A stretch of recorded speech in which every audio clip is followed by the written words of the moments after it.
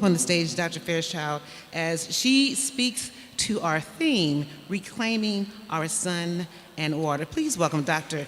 Denise Fairchild, founder of the Ubuntu Climate Initiative. Ladybug, I'm happy to sit right here, and I'm going to introduce you. Let me let you know about this woman right here, because I couldn't have done it without her.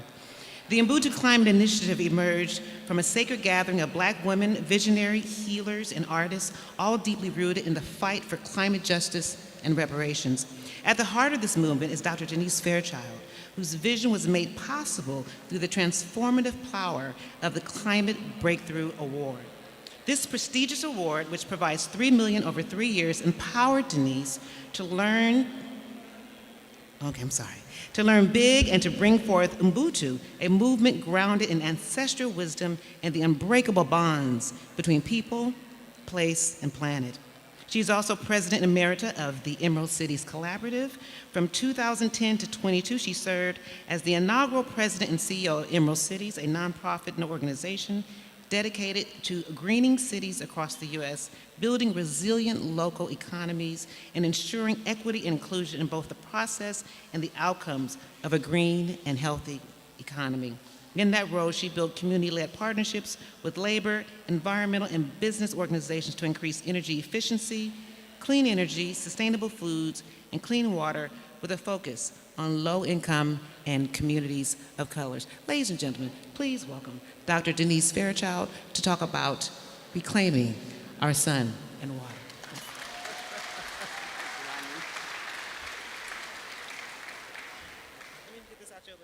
All right, let's give it up for Starlet.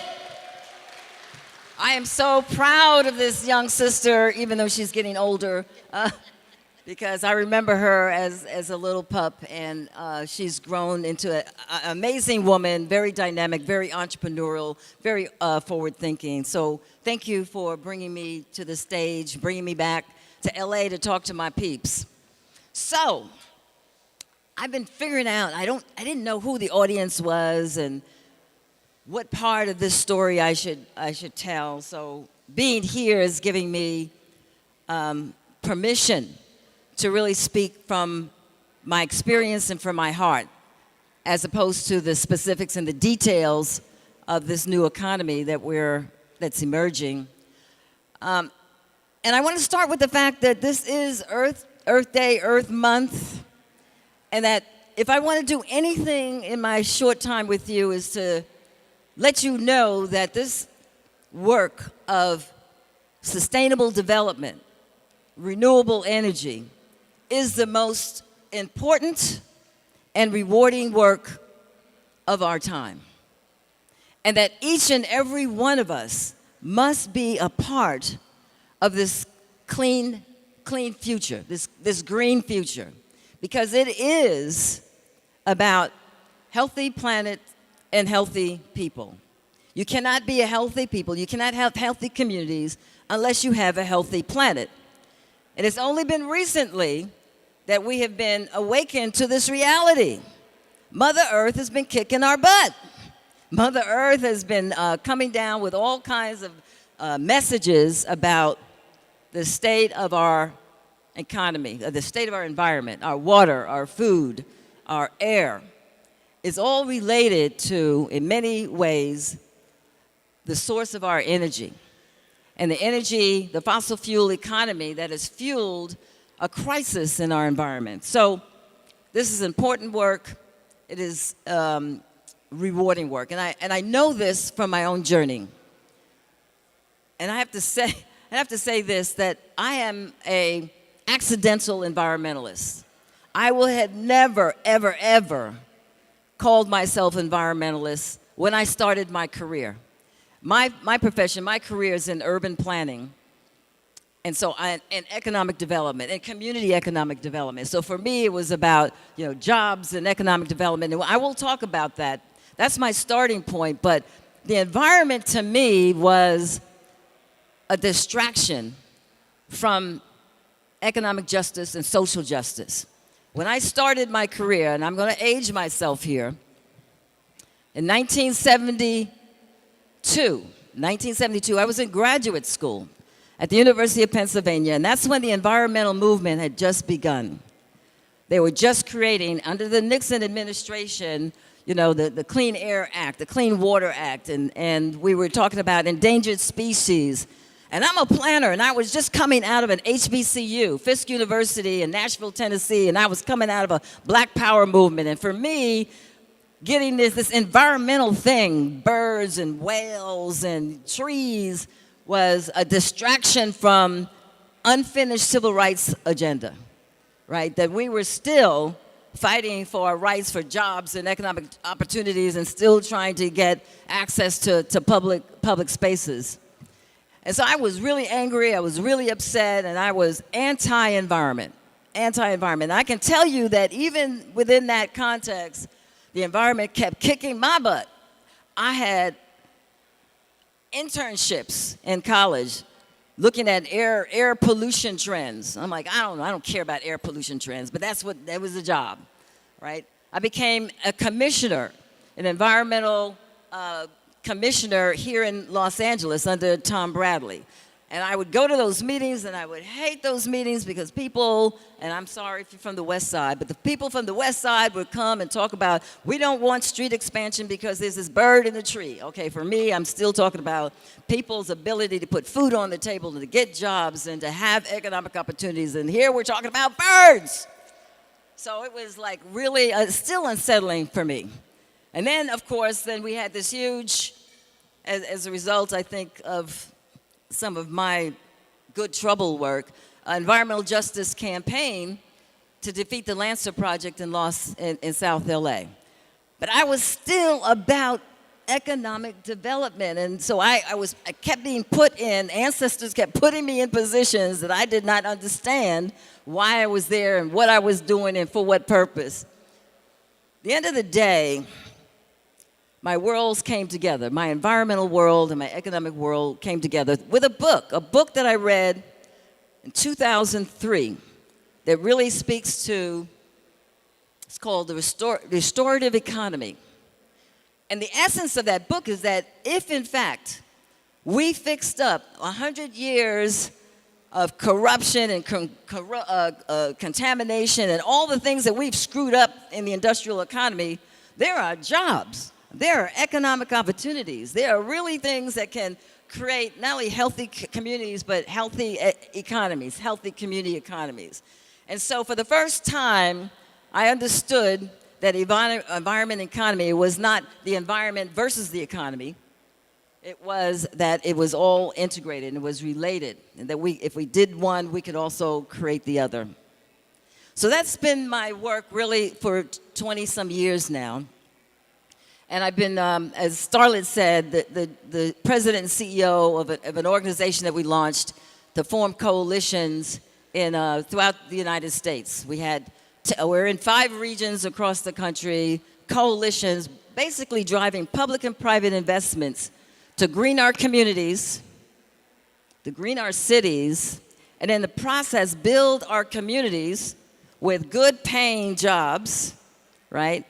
And business opportunities and investment opportunities through these public and private investments. And at the end of the day, make sure that we're also addressing equity. So it's the 3 E's, right? Environment, economy, and equity. And so that's what we have been doing, and we've been working in the energy space, energy efficiency, clean energies. We've been building local sustainable food economies in the Bay Area. We've been working with water infrastructure development in the Midwest. At the end of the day, it is an amazing opportunity. And let me tell you that people of color, black folks in particular, are yet to be fully represented in this new growing clean economy. And this is what I need you to understand about the importance of this work, all right? This is important from several levels, but there is a major economic transition that we're experiencing, right? It's all grounded in the environment and the crisis, but there are huge opportunities. And you have to know that every 50 years, there's a major economic transition taking place. When we went from an agricultural economy to an industrial economy, and about 50 years later, we transitioned from an industrial economy to a service-based professional economy, From there, we transitioned to, anybody know? The green economy. I mean, not the digital economy. Y'all remember that, right? The digital era. Now we are having, and I contend to you, probably the last major economic transition we'll ever see, to the clean green economy. And where have black folk been during these transitions? In the agricultural economy, we're slaves to that economy, right? To the industrial economy, we were either out of it or underpaid in that economy. Then you went to the service economy when everything, all the economy moved into retail and into suburbs. Again, we were left out of that economy. And so the question becomes, in the digital economy, we still talk about the digital divide. If anything, we are just major consumers of, digital and the internet, but we're not the producers in that economy. We have not been producers in any of these economic transitions that have taken place. We cannot grow into this new economy, this clean economy, without being quarterbacks in it, without being central to the production side of this, as well as obviously the consumption side of a clean energy future. It is incumbent upon all of us to make sure that we are training our young people, that we're giving them internship and fellowship opportunities, that we're obviously helping them become entrepreneurs, contractors, and then at the end of the day, to create jobs as an outcome of this effort. So the important thing to know also is that it is an opportunity that is unprecedented. I think we heard from our opening speaker about the kind of what's driving this clean economy are the policies, right? So the United States itself is trying to be 100% clean by, I think it's 2030, 2035. California, 100% by 2045. We have Title 24, sort of every way and how you build has got to be, the materials have to be green, and the processes that you use has to be green, and the product obviously has to be green. And all of that has to do with the fact that the carbon that we are emitting in the air comes from fossil fuels. It comes from gas and coal and all the things that the combustion of fossil fuels. It has changed the atmosphere, the chemistry in the atmosphere that is disrupting everything. And so what I want you to understand is that at the end of the day, it is not just the energy. We have to cap the carbon emissions critically. But we also have to understand that we've got to fix everything that those carbon emission is impacting. So the jobs are just not in renewable, right? It is also in looking at our oceans and restoring our oceans, obviously the blue economy. It is also about our food systems and how we grow food, right? Which is, I think, the second or third largest sector that is actually getting us into an unsustainable future. So it's our food, it's our water, it's our waste system. We have to really understand, if you see yourself as an environmentalist, what you will see yourself is numerous pathways to be in support of a sustainable future. So our work, I want everyone to understand that our work is not just about jobs and businesses, but our work is a mission. You have a mission. We all have a mission to build the economy of the future that is intergenerational. As our Native American brothers and sisters think about the world, they think about 7 generations. How are we living and how are we building the world today that is going to be something that we can hand off to our children and our children's children going forward? This is mission-oriented work. It is a multi-sector opportunity. There are jobs and business opportunities in all of this. But let me just say that out of my journey, while I started with hating the environmental movement, then embracing it with the 3 E's, I retired. I retired a couple of years ago, and as I thought I was retiring, I got a knock on the door. And the knock on the door came from a number of foundations that said to me, would you take $3 million to do anything you want to do something transformative in the climate space? And I'm like, no, thanks. I want to retire. I just want to like not do anything. And then my son said to me, Mom, if somebody's going to give you $3 million to invest in your wildest dream, why wouldn't you take it? I said, because I'm tired. I just want to, stop for a while. So as young people would say, well, Mom, just take a gap year. So I didn't take a gap year, but I did take the $3 million. But the challenge was to figure out, well, what is my wildest dream? And that's where my Sankofa experience or vision came about, because while I really have been working on and very good at the 3 E's, I realized the really transformative work is about the 3 C's. It's about climate, culture, and the economies.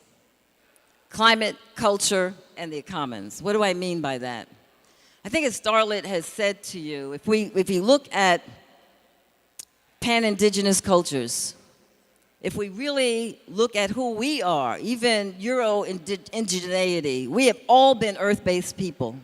We are all products of the land. We have all lived in the past in harmony with Mother Earth. All of this climate crisis only happened in the last 250 years.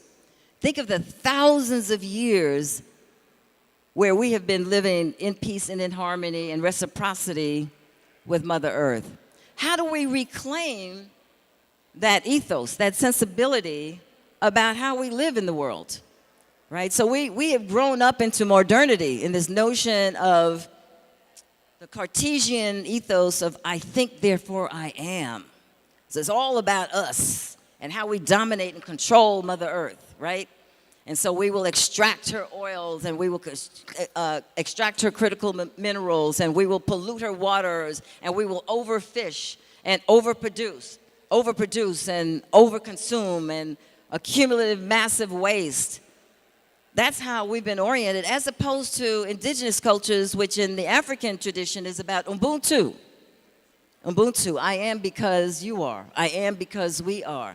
I am because I am in relationship with you and also with Mother Earth. And how do we live in reciprocity, and how do we not over-extract and extend?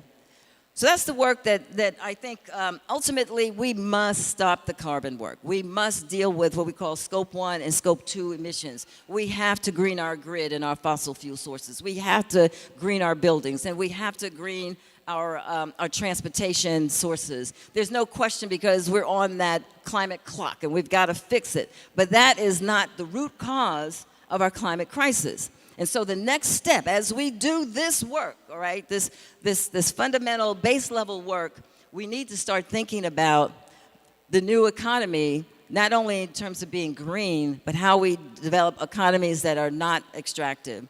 So that's what we're doing. It does require changing consciousness, and how to get, particularly all of us, out of a consumer economy, a consumer culture, right? And how do we develop a sustainable culture that is about not just profit, but abundance? And how do we live in the context of abundance? So I know I'm overextending my time, but I just want to acknowledge to you that there are probably 2 levels of work. And the first level of work is, let's teach the next generation what they already know intuitively and what they want. Our young people understand this environmental crisis, this climate crisis. They are even concerned about whether they want a future because they don't see one for themselves, right? When food prices go up, when we are losing potable water because of this crisis, when in fact, we have climate fires. And by the way, I think we should stop calling the LA fires wildfires. Call it what it is. These are climate fires, and I want people to stop calling it climate fires so we understand 100-mile-per-hour winds are not normal, and it's climate-induced. It's environmentally induced. So anyway, young people know this, so let's train them on the multiple skills and opportunities that are out there. Let's train our contractors. Most of the jobs, most of the business opportunities are obviously in the construction field. It's 2/3 of our jobs are in this climate space is construction, but there is everything from marketing and auditing and obviously the technical aspects of this. to the policy work, to the organizing work. We work with folks that are doing community energy districts, and that means organizing communities to understand how to live in a cooperative and a collective kind of way. So the full range of jobs really is from entry level to advanced STEM level careers. So let's get our folks into that, but also at the very individual level, at the community level, let's find a way to think about Ubuntu and how we live with one another and how we live in harmony with Mother Earth, and how we stop shopping so much or start at least doing some smart shopping and stop over-consuming and create local producer maker economies. Anyway, I can go on forever, but I'm going to stop here, and thank you for listening.